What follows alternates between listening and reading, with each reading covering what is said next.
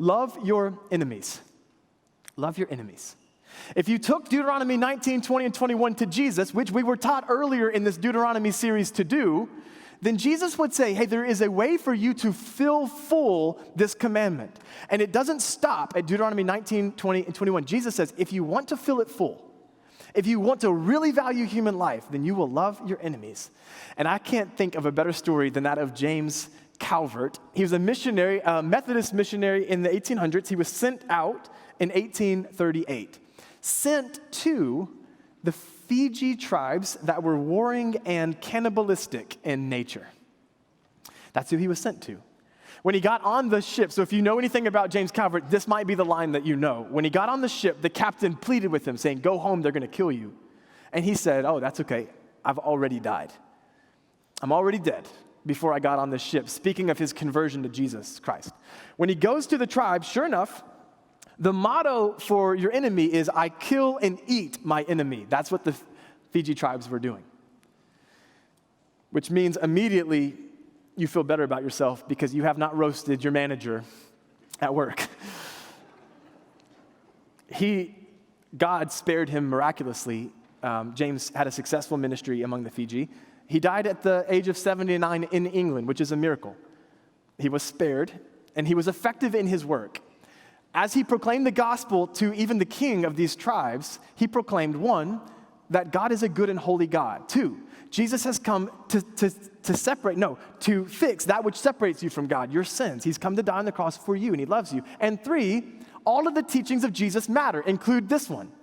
You are to love your enemies, Jesus said. Do good to those who hate you. Bless those who curse you. Pray for those who mistreat you.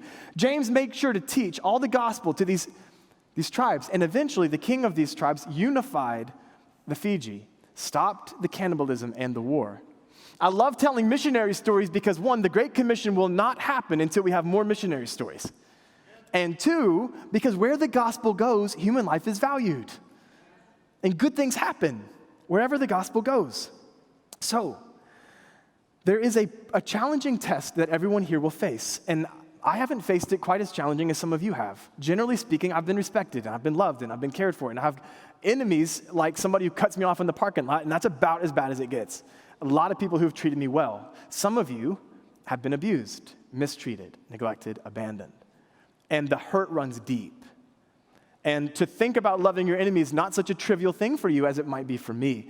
But I would just share with you, this test that has been set before you is the ultimate test, and whether or not you value image-bearing humanity. The ultimate test is how you treat those who mistreat you. This is the way that you say, I value humanity because they're image bearers, not necessarily because of how they treat me.